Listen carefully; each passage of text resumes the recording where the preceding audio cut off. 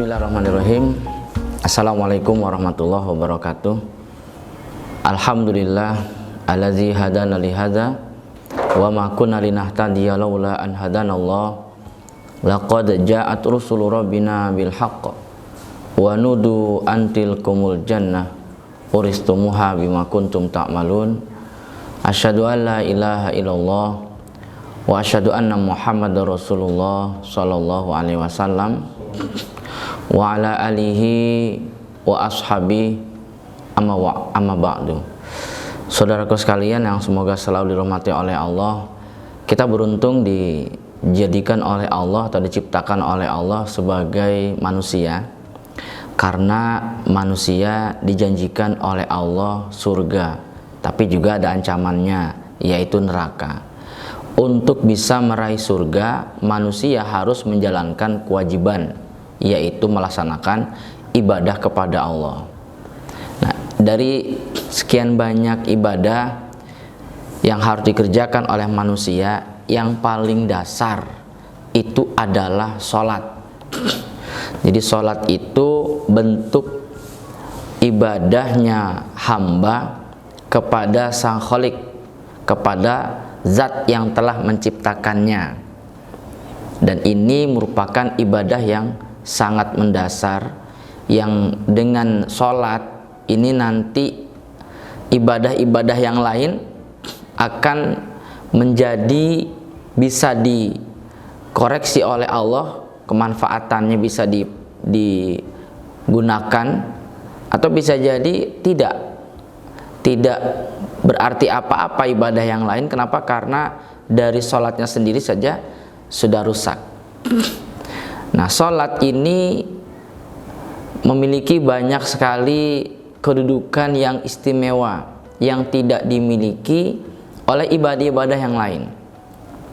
Di antaranya adalah sholat 5 waktu itu adalah ibadah yang pertama kali diperintahkan dan diwajibkan oleh Allah kepada seluruh hambanya.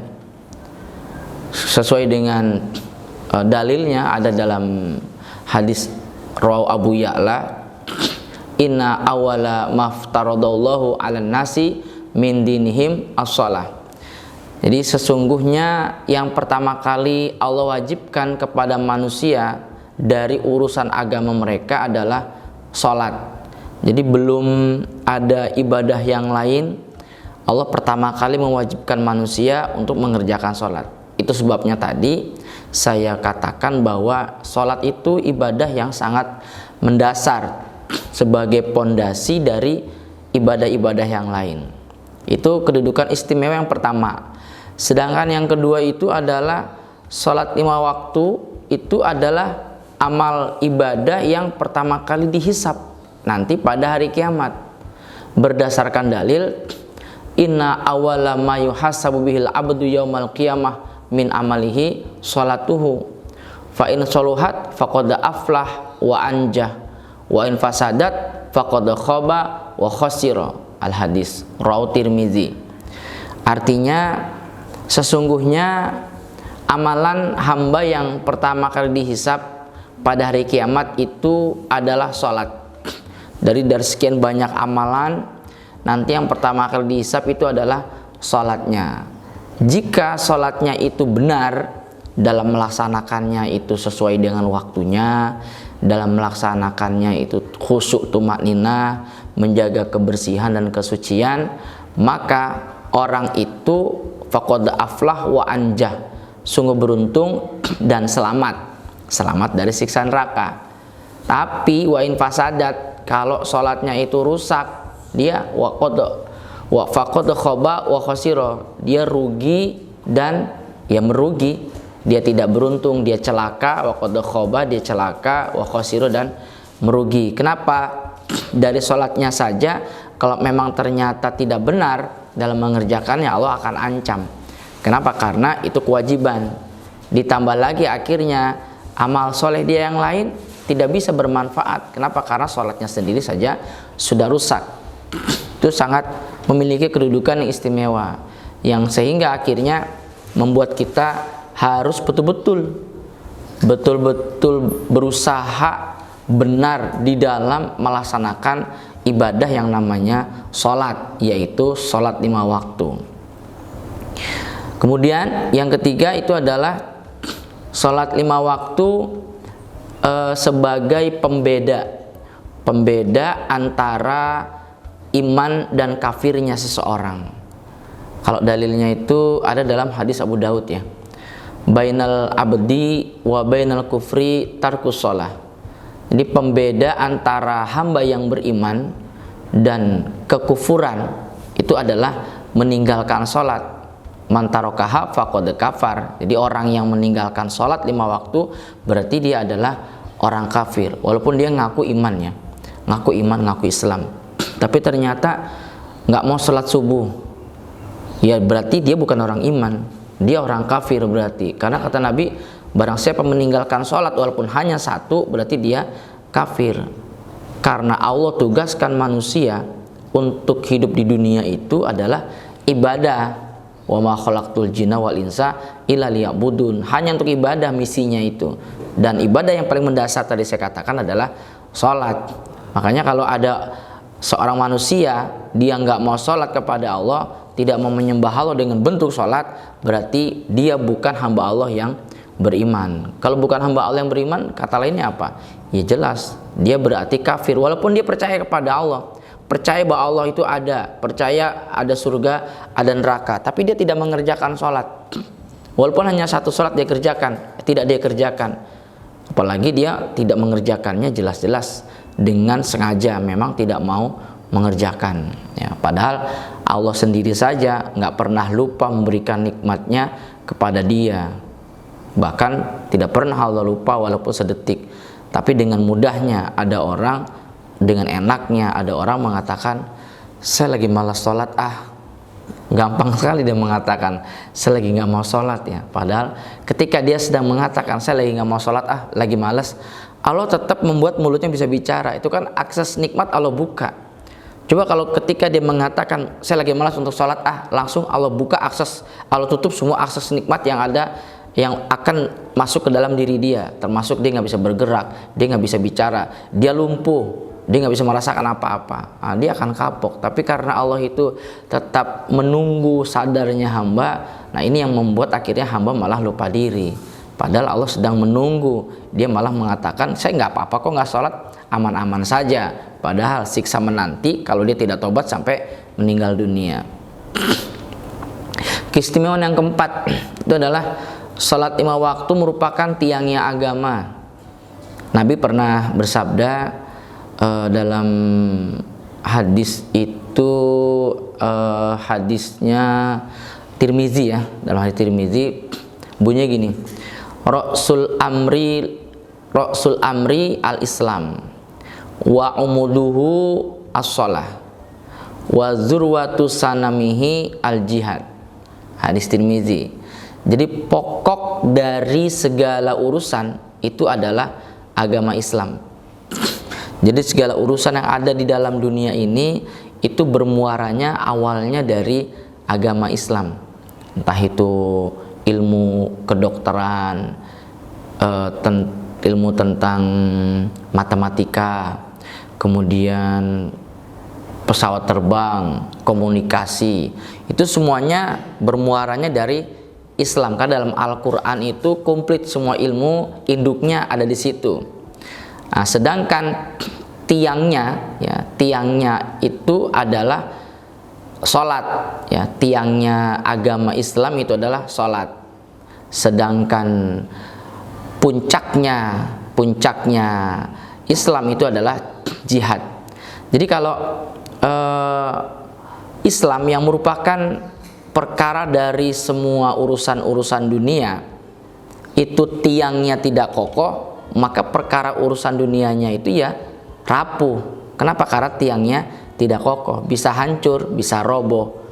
Makanya untuk menjaga agar Islamnya itu yang merupakan pokok dari segala urusan, Islamnya itu kuat, maka Islamnya itu harus ditopang dengan tiang yang kuat. Nah, tiangnya itu adalah sholat. Jadi sholat itu bisa juga menjadi barometer seseorang dikatakan agamanya kuat ataupun tidak kuat ya. Karena kalau orang rajin atau tertib di dalam mengerjakan sholat, ini terutama sholat 5 waktu, maka sesuai dengan dalilnya inna sholata tanha anil fahsya'i wal munkar, sholat itu bisa mencegah perbuatan keji dan mungkar. Artinya dirinya itu akan memiliki rem yang sangat pakem dari perbuatan dosa. Kenapa? Karena oleh Allah dibuat demikian secara otomatis. Seandainya ada orang yang suka berbuat jelek, kemudian kita terapi dia dengan kita bimbing rajin mengerjakan sholat, saya yakin jika memang benar-benar dia serius dalam mengerjakan sholat, lama-lama sholat yang dia kerjakan dengan tertib itu akan bisa menghentikan kebiasaan jelek yang dia perbuat. Zaman Nabi juga pernah ada kan? Pernah ada bahwa ada seorang yang biasa mencuri kemudian masuk Islam, udah mulai mengerjakan sholat, nah, tetapi masih belum bisa meninggalkan kebiasaan mencuri. Sahabat melapor, orang ini sudah Islam, sudah sholat, tapi masih belum bisa meninggalkan kebiasaan yang mencuri. Kata Nabi, sholat dia yang terus dia kerjakan dengan tertib nanti secara otomatis akan bisa menghentikan kebiasaan dia mencuri. Artinya memang sholat ini di samping pondasinya agama, tiangnya agama, pondasi atau pokok dari semua perkara, nah, sholat ini juga sangat berperan untuk menjadikan seseorang menjadi lebih baik daripada yang sebelumnya. Keistimewaan yang berikutnya itu adalah sholat 5 waktu adalah amalan yang paling utama. Dalam hadis Muslim ini dari Abdullah bin Mas'ud, dia pernah bertanya kepada Nabi, wahai Rasul, ayul amali afdol, wahai Nabi, manakah amalan yang paling utama? Nabi berkata, as-sholatu liwaqtiha, sholat pada waktunya. Berarti ketika kita mengerjakan sholat tepat pada waktunya atau di waktunya masing-masing, subuh ya di waktu subuh, zuhur, asar, maghrib, isya juga demikian, berarti kita sedang mengerjakan amalan yang paling disukai oleh Allah.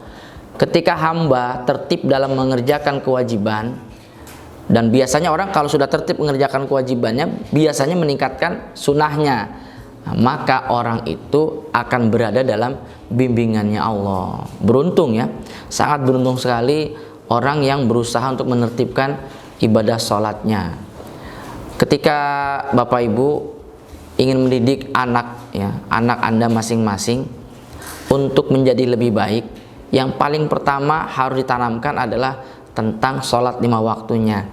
Anak-anak harus sadar dan sampai dia mandiri ketika azan berkumandang, ketika masuk waktu sholat, dia bersegera untuk mengerjakan sholat pada waktunya. Syukur-syukur di awal waktu dengan tanpa disuruh-suruh oleh orang tuanya. Ketika orang tuanya sudah berhasil membuat anak-anaknya atau mendidik anak-anaknya sholat pada waktunya, apalagi di awal waktu, maka akan sangat mempermudah bagi orang tua untuk mendidik karakter-karakter baik yang lainnya. Karena pondasinya sudah bagus. Ibarat orang mau menanam, tanahnya itu udah dibikin gembur, sudah dibuat subur, tinggal kita pilih tanaman apa yang akan kita tanam. Nah, kemudian keistimewaan yang lainnya itu adalah sholat 5 waktu ini merupakan ibadah yang langsung diperintahkan oleh Allah kepada Nabi Muhammad SAW dan kepada umatnya tanpa melalui perantara malaikat Jibril, yaitu pada saat kejadian Isra Mi'raj. Jadi Nabi Muhammad dibawa langsung oleh malaikat Jibril dan malaikat Mikail. Pertama Isra dulu ke Baitul Maqdis, dari Mekah ke Baitul Maqdis, kemudian dari Baitul Maqdis Mi'raj ke langit. Nah, sesampainya di langit yang paling atas, kemudian malaikat Jibril dan Mikail nggak bisa nganter, hanya sampai Sidratul Muntaha saja. Wahai Muhammad, kita nggak bisa nemenin kamu untuk menghadap kepada Allah, kami hanya bisa mentoknya itu di Sidratul Muntaha saja. Silahkan kamu berjalan sendiri untuk menghadap kepada Allah. Sesampainya Nabi Muhammad di hadapan Allah, ternyata Allah memerintahkan sholat. Ini menunjukkan sholat memiliki kedudukan yang paling luar biasa, yang paling tinggi dibanding ibadah-ibadah yang lainnya. Jadi saudaraku sekalian, kalau kita meremehkan ibadah sholat, berarti kita meremehkan sesuatu yang dianggap penting oleh Allah. Sedangkan Allah adalah zat yang menghidupkan kita, zat yang memiliki surga yang disediakan untuk hambanya. Tapi Allah juga siap untuk menyiksa hambanya yang tidak mau taat kepada Allah, tidak mau menjalankan kewajiban, tidak mau meninggalkan larangan. Jadi sebenarnya tidak ada pilihan lain bagi diri kita selain daripada taat kepada perintah Allah dan menjauhi larangan Allah, yaitu salah satunya menjaga sholat kita. Tertibkan sholat 5 waktu kita, yang insya Allah ketika sholat 5 waktu kita tertib dan berusaha menertibkan sholat anak-anak kita, insya Allah keluarga kita menjadi keluarga yang barokah, sakinah, mawaddah, warohmah. Jadi penting juga untuk memohon kepada Allah. Kalau dalam Al-Quran kan Allah berfirman, wa'mur ahlaka bisolah wastabir alaiha. Perintahlah keluargamu untuk mengerjakan sholat dan bersabarlah di dalam prosesnya. Terus ajarkan, terus perintahkan, terus bimbing sampai keluargamu tertib dalam mengerjakan sholat. Dan jangan lupa berdoa, yang tadi saya bilang, berdoa kepada Allah. Rabbi ja'alni muqimas sholati wa min dzurriyyati rabbana wa taqabbal du'a. Ya Allah, jadikanlah saya dan keturunan saya menjadi orang yang menegakkan sholat. Ya Allah, dengarkanlah doa-doa kami. Mudah-mudahan Allah takdirkan kita meninggalnya, wafatnya dalam keadaan disaksikan orang yang tertib sholatnya. Demikian, semoga bermanfaat. Assalamualaikum warahmatullahi wabarakatuh.